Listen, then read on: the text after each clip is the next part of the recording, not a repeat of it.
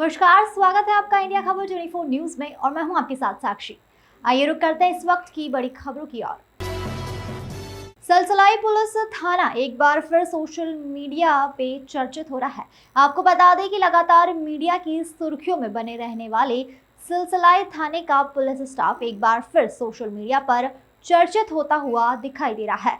सलसलाई थाना प्रभारी वीर सिंह देवड़ा का एक ऑडियो सोशल मीडिया पर खूब जमकर वायरल हो रहा है, जिसमें थाना प्रभारी थाने पर आए व्यक्ति के साथ खूब जमकर गाली गलौज कर रहे हैं और साथ ही थप्पड़ मारते हुए भी सुनाई दे रहे हैं। वहीं ऑडियो में जाति सूचक शब्दों का भी थाना प्रभारी इस्तेमाल कर रहे हैं, जिसमें थाना प्रभारी कह रहे हैं कि तू ठाकुर है तो क्या ठाकुरवाद चलाएगा, और साथ ही क्षेत्रीय जनप्रतिनिधियों का भी ऑडियो में जिक्र किया जा रहा है।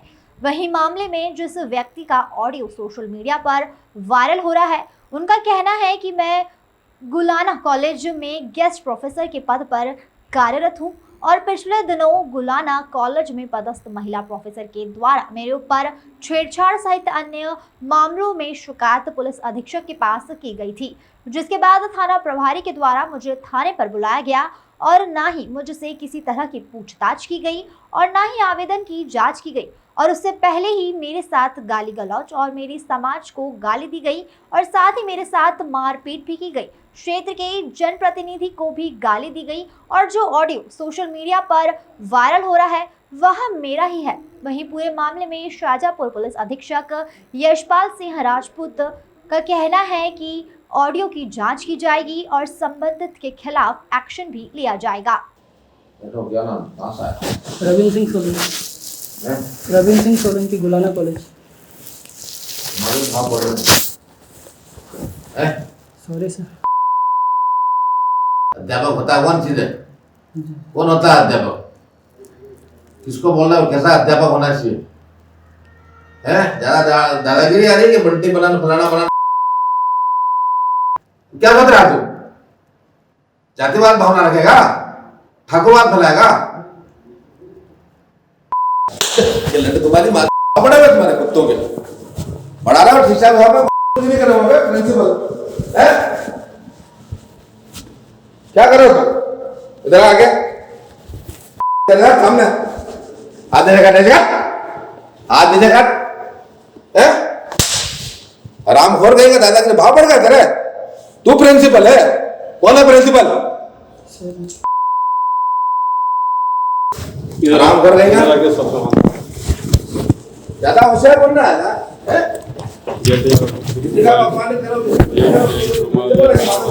शिक्षक कैसा होना चाहिए? क्या गुण होना चाहिए शिक्षक में? क्या गुण मैं बताता हूँ मैं तुम्हें। हम भी कोई अंगूठा टेकने गुटबाजी कर रहा है स्कूल में।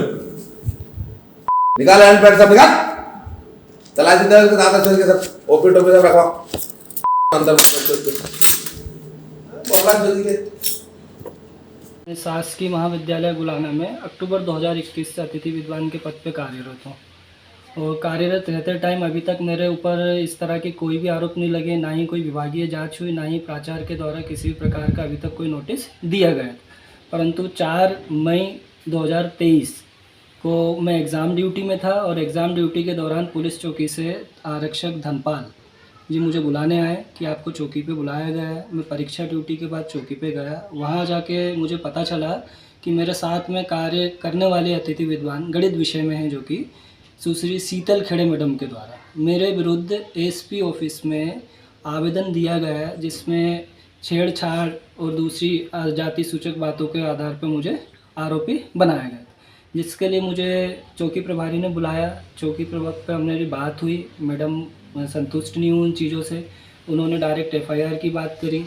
फिर एफआईआर के लिए हम लोग थाने गए, थाने बुलाया, सलसली थाने। जैसे ही मैं सलसली थाने पे पहुंचा और अपना परिचय दिया कि मैं गुलाना महाविद्यालय से आया हूँ, टीआई महोदय के द्वारा मुझसे मेरा पक्ष सुने बिना मुझे डायरेक्ट मैडम के द्वारा दिए गए आरोपों में आरोपी साबित करते हुए एक समाज विशेष को गाली दी गई।